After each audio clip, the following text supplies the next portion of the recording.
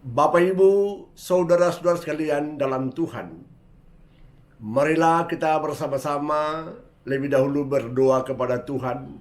Kita minta Tuhan bimbing kita, Tuhan berkati kita, supaya hidup kita senantiasa bersama dengan Tuhan. Dalam nama Bapa dan Putra dan Roh Kudus. Amin. Allah yang Maha Kuasa dan Kekal, Engkau Allah kami, yang selalu ada bersama kami tiap-tiap saat. Saat istimewa ini kami datang kepadamu menyembah Engkau, memuliakan kebesaran-Mu. Kami mohon dampingilah kami senantiasa dalam kehidupan kami ini. Ciptakanlah hati yang sungguh-sungguh murni, yang mencintai Engkau tetapi juga mencintai sama kami. Buatlah kami supaya patuh pada perintah-perintah-Mu, menjalankan perintah-perintah-Mu, dan setia melaksanakannya demi kemuliaan nama-Mu, tetapi juga untuk kepentingan orang-orang lain. Terpujilah Engkau sepanjang segala masa. Amin. Dalam nama Bapa dan Putra dan Roh Kudus. Amin.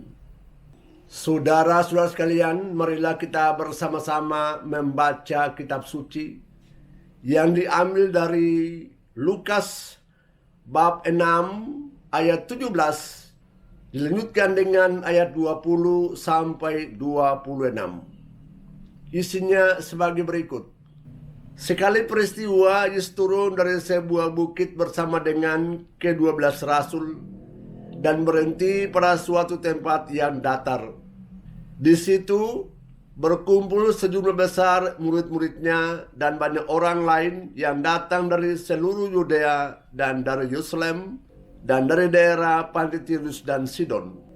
Lalu Yesus memandang murid-muridnya dan berkata, "Berbahagialah hai kamu yang miskin, karena kamulah yang mempunyai kerajaan Allah.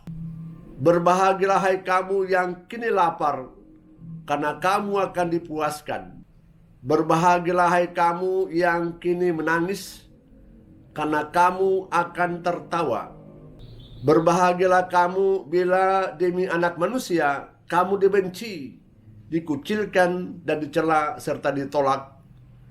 Bersukacita dan bergembiralah pada waktu itu, sebab sesungguhnya besarlah ganjaranmu di surga.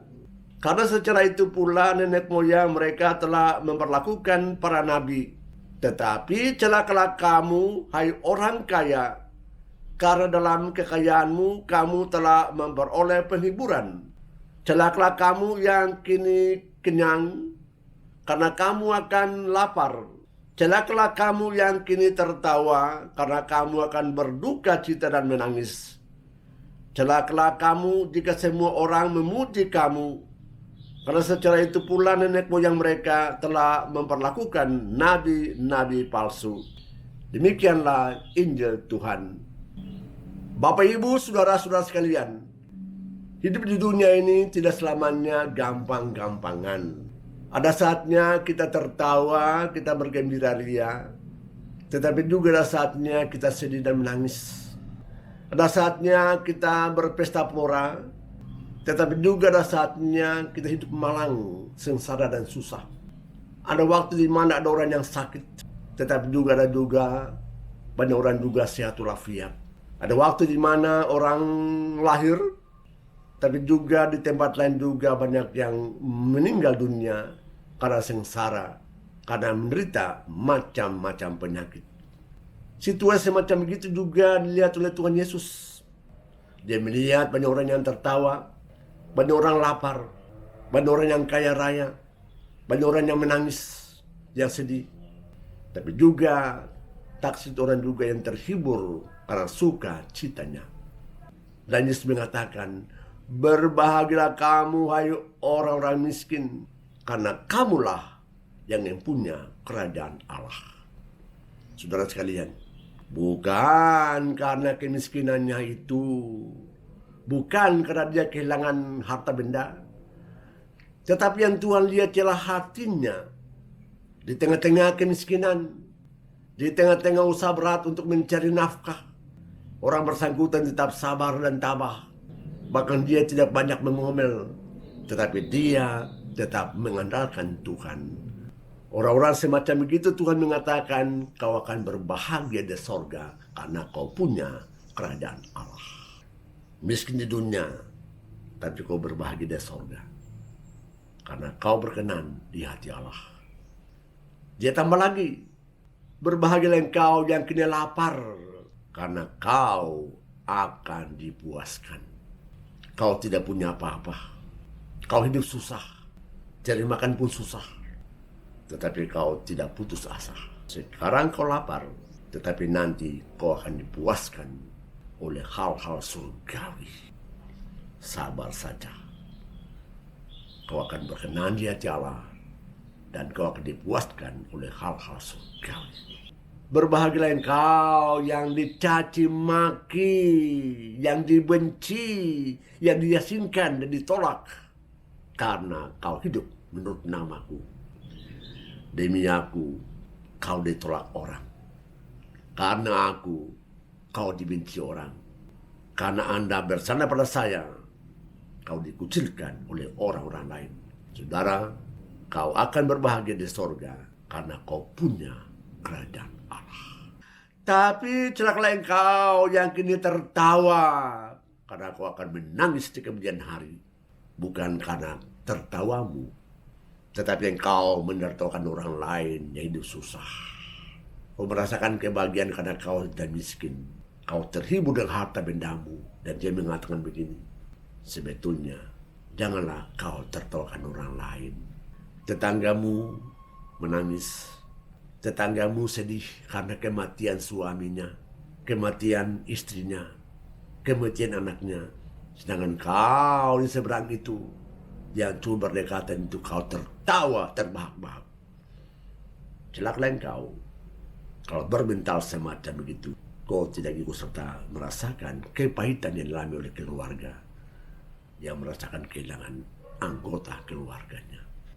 Kau putar radio, menyenang suara nyaring. Kau tidak pusing kepada orang lain, tetanggamu yang kini bersedih hati.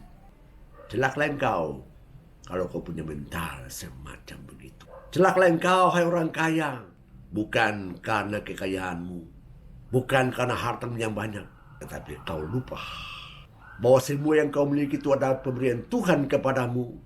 Tapi Tuhan mengatakan jangan kau simpan semuanya untuk kepentingan dirimu, kepentingan keluargamu, tetapi bagi-bagikan pula kepada orang lain yang kini susah, sengsara dan menderita. Yang Tuhan kehendakilah supaya kita juga sungguh-sungguh mencintai Tuhan dengan segenap hati kita, segenap jiwa kita, segenap kemampuan kita, segenap kekuatan kita. Dan cintalah orang lain seperti kau mencintai dirimu sendiri. Itu yang Tuhan mau. Pedoman Tuhan ialah hidup dalam kasih Tuhan. Arahkanlah hatimu semata-mata kepada Tuhan Allah, kepada Tuhan Yesus. Milikilah hati yang sama seperti hati Yesus yang Maha Kudus itu. Hati yang penuh kasih itu, hati yang murni itu. Meskipun kita berdosa, Tuhan mau kita mencontohi, kita meneladani hati Dia yang sungguh terbuka kepada Tuhan Allah, tapi juga terbuka kepada orang lain. Terima mereka yang susah, yang sengsara, dan yang patah hati. Tuhan mau supaya kita bekerja sungguh-sungguh, tapi jangan lupa, hendaklah juga kerajaan Allah, sorga sana juga jadi patokan kita. Tuhan janjikan sorga itu kepada semua orang, tanpa pilih bulu, tanpa pilih kasih. Dia mau setiap orang, siapa saja, kiranya pada saat dia tinggalkan dunia ini, masuk ke sorga. Tempat Allah bertakhta, dan Allah disembah, dimuliakan. Apa artinya hidup di dunia ini, kalau tidak punya simpati kepada orang yang susah, yang miskin, yang sengsara? Tuhan mau melihat hatimu. Apakah Anda tersentuh dengan cara hidup orang lain? Apakah hatimu tersentuh untuk bantu orang lain? Yesus mengatakan, aku datang ke dunia ini bukan untuk dilayani, tetapi untuk melayani. Aku mau kau juga berbahagia di sini, tetapi juga teristimewa di sorga nanti, sesudah kau tinggalkan dunia ini. Marilah kita berdoa kepada Tuhan, Semoga kasih-Nya tetap ada pada hati kita dan kita bertumbuh dalam kasih kepada Tuhan dan kepada sama kita. Marilah berdoa. Tuhan, terima kasih banyak kepadamu atas firman-Mu yang kami dengarkan pada hari ini. Kau nasihati kami supaya kami tidak boleh merisaukan hati orang lain. Janganlah kami tertawa atas derita orang lain. Janganlah kami hanya mencari untung untuk pribadi kami dan melepaskan orang lain, membiarkan mereka dalam sengsara.